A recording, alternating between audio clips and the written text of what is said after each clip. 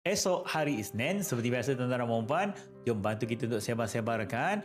Kita aminkan doa ini bersama. Dan dengan keberkatan hari Isnin, di mana terlalu banyak berita-berita gembira yang sampai kepada baginda Rasulullah, moga Allah memberikan kegembiraan itu kepada kita dengan doa yang akan kita bacakan. Bismillahirrahmanirrahim. Alhamdulillahirrabbilalamin. Wassalatu wassalamu ala ashrafil anbiya'i wal mursalin wa ala alihi wa sahbihi ajma'in. Ya Allah, dengan keberkatan baginda Rasulullah sallallahu alaihi wasallam, permudahkanlah segala urusan kami, perancangan kami dan cita-cita kami. Ya Allah, berikan kepada kami kejayaan demi kejayaan. Ya Allah, permudahkanlah setiap langkah yang kami ambil. Ya Allah, tepatkanlah segala keputusan yang kami pilih dan jadikan kami di antara orang yang sentiasa tenang dalam menghadapi segala ujian dan juga apa saja rintangan. Ya Allah, ya Rahman ya Rahim, maksimumkan rezeki kami pada hari ini untuk kami berikan kegembiraan kepada mereka yang berada di sekeliling kami.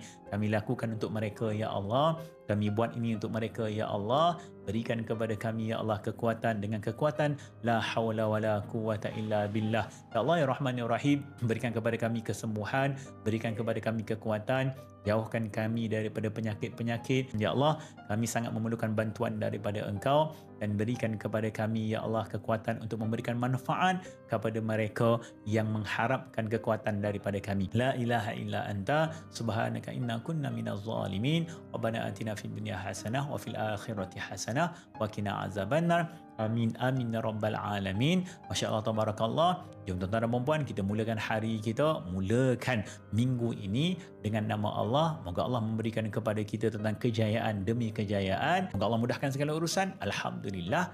Jom berterima kasih kepada Allah.